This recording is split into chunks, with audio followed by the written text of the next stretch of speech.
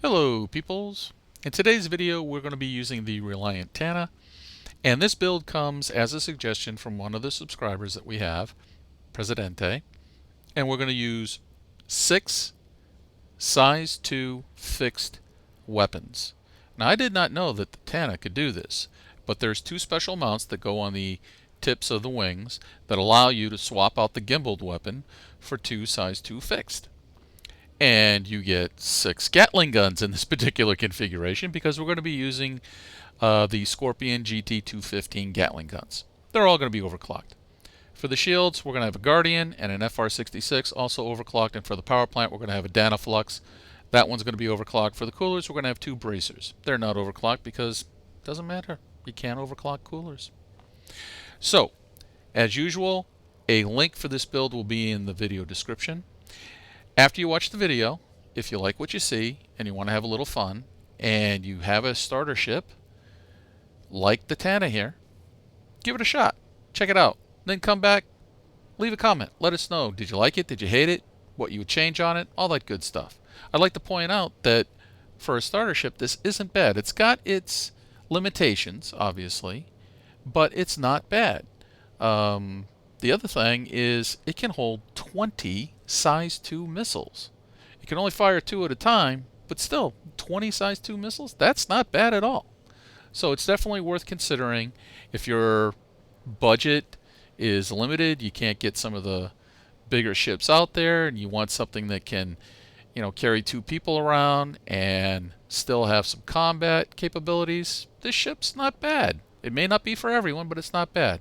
The other thing that I found during testing is if you have a co-pilot with you, they will have control of the extra guns. So you as the pilot, you'll be controlling 2 of those size 2 fixed guns, and the co-pilot will have the ability to use the 4 size 2 fixed guns, which actually are turreted, believe it or not, and it works. So keep that in the back of your mind. So for testing everything out, we're going to start off with just a mild difficulty mission here. The only thing available to me at this time was a Miles Eckhart group bounty mission, so we're going to take it. We're not going after hammerheads yet, but we will, so stay tuned. Don't cut to the end of the video yet. Watch the whole thing first.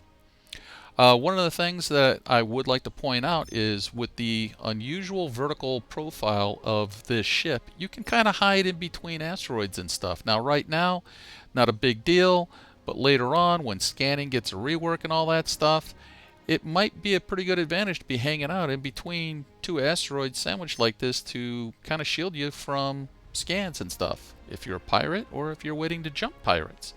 Just putting that little bug in your ear. As always, kick back, relax, grab a beverage, have a snack. Let's see how the rest of this video turns out.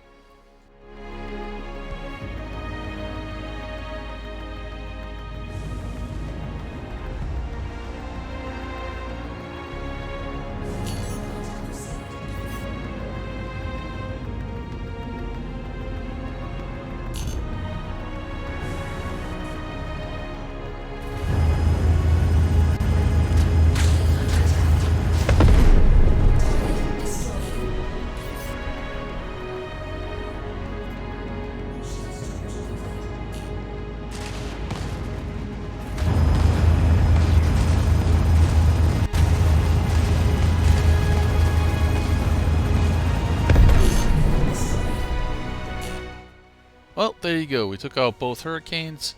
Not too much of an issue there, but if you notice, this ship is not the most maneuverable, and with the small shields, even though you have 2 of them, you take a lot of hits, and that took my shields down a lot more than I would have liked. So let's see how the rest of this goes.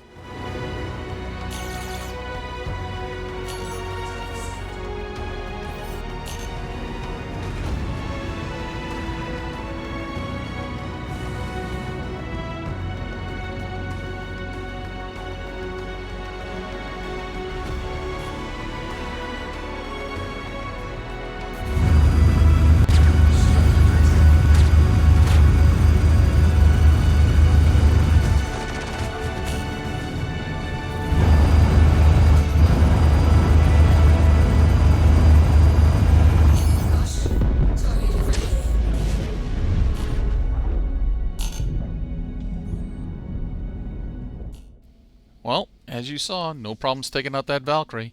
6 Gatling guns, even though they're really small, size 2 is not very big, they chewed up that thing pretty good.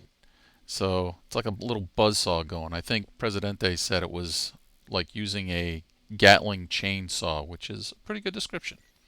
So what we're going to do is pump this up a little bit higher on the difficulty scale. We're going to take an ERT, which is going to give us a hammerhead, and we're going to try and take it out. Now, I'm not holding any illusions here. I don't have any distortion weapons, and I've got a bunch of really small ballistic weapons. So, the odds are against me, but we're going to give it a try. So let's see what happens.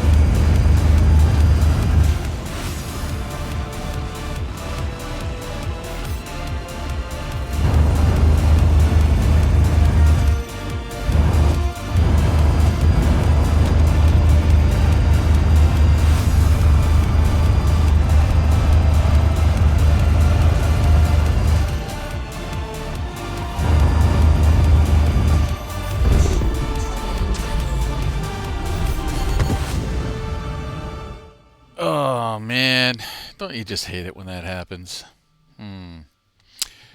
It was the maneuverability of the Tana. It just could not get out of the line of fire in time. But you know what? We still have that mission. You can see the marker there, which means I still have a chance. I got plenty of time. So what I'm going to do is I'm going to change out the weapon systems on this Tana to something I think a little bit more appropriate to take out that hammerhead. And I bet you we can do it. So what I'm going to do, go reclaim my ship, make a weapons change, and I'm going to go back there. I'm going to do another video, be the next video in the series here. And 1, I'm going to kick that hammerhead's ass. And 2, I'm going to kill that Vanguard that got me in the end, because that's what hit me, the Vanguard, not the hammerhead. Well, stay tuned for that video. As always, I hope you enjoyed. If you do, hit the like button. If you like the channel, hit the subscribe button. You'll see a link for Star Citizen and a referral code in the video description below. Use them both to get some free UEC in the game. As always, take care.